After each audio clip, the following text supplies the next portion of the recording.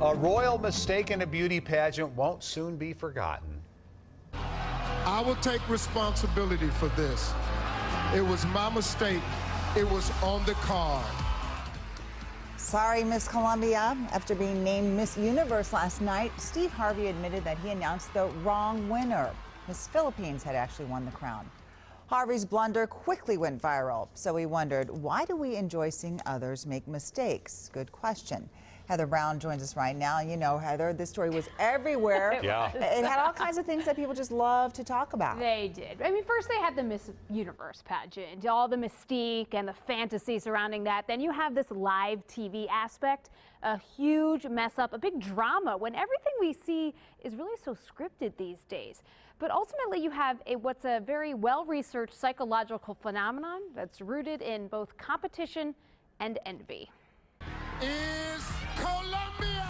Within minutes, Miss Universe was trending on social media. She missed her opportunity. She missed her limelight. And by the next morning, Steve Harvey took up several minutes of TV news. Sometimes your brain is funky and you're just like, no. You know, it's not the biggest mistake in the history of the universe. I think there was a lot of amusement about the mistake. Doug Hartman teaches sociology at the U of M. Part of it is a natural human fascination with people who are rich or famous. How do you make a mix up like that? Why do you think we like to watch people make mistakes? Dad, do you know what schadenfreude is? No, I do not know what schadenfreude is. That's why I don't think it's just jealousy. I think it's a little deeper kind of thing. Taking pleasure in the suffering of others. But I think democracy kind of matters here because we have a pretty deep belief that we are all the same. If celebrities make mistakes, I can make a mistake.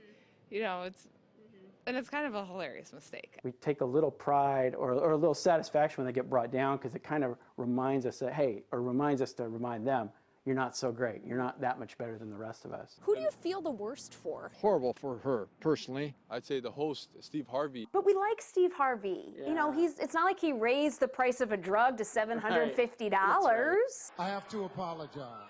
It's like a family member who kind of messes up. You feel kind of sorry for them, but they did kind of think they were pretty cool.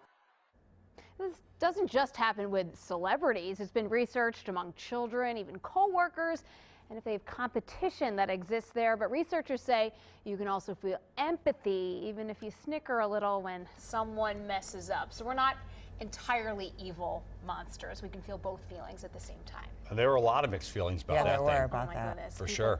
People felt so badly for her. Oh, I feel terrible for her. Yeah, she handled herself gracefully though. She did. Afterwards, she was just like, "Thank you, you know, but thanks for supporting me." I think she might be okay though. I think too. she probably will who knows? be. Maybe in a way, you know, you never remember the runner-up, but we'll never forget her. That's for Well, sure. neither will Steve Harvey. Yeah, Thank you, Heather. no doubt. And if you have a good question, please email it by going to WCCO.com/links.